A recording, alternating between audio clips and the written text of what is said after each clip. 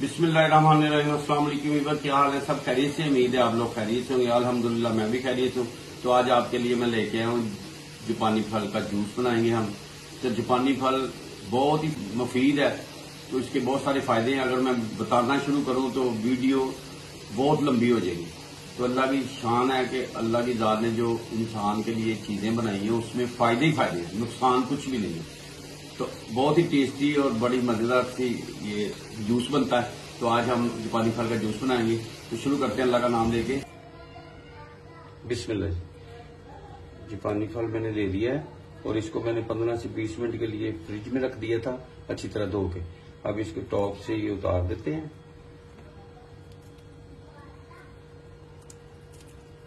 माशाल्लाह जबरदस्त, और इसके फायदे ही फायदे हैं। आप सुबह नाश्ते में ले सकते हैं। ये वजन कम भी करता है, फालतू फैट को खत्म करता है। और माशाल्लाह इसको मैंने 4 हिस्सों में कटिंग कर ली है और स्किन के लिए भी बहुत ही फायदेमंद है। आप लोग जरूर ट्राई किया करें।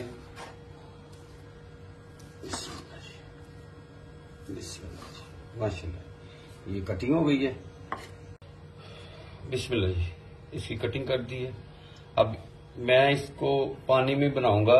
इसका हमने जूस बनाना है। थोड़ी सी चीनी डाल सकते हैं, ऑप्शन है आपके पास। नहीं भी डालें तो कोई इश्यू नहीं है।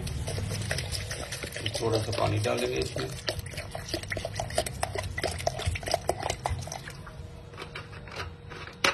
मैंने दूध नहीं डाला इसमें, हमने जूस बनाना है। बिस्मिल्लाह। बिस्मिल्लाह, ये जूस रेडी हो गया। माशाल्लाह देखें कितना ठीक है। माशाल्लाह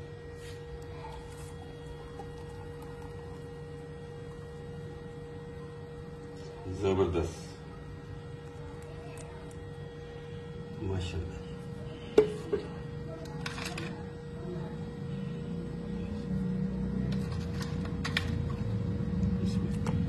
जूस डाल देते हैं। आप ठंडा ज्यादा पीना तो ज्यादा डाल दें। आज तो वैसे मौसम ठंडा है, हल्की हल्की ठंडी हवा चल रही है, तो मैंने बस इसमें यही डाले क्योंकि फ्रिज में पड़ा हुआ था इसलिए।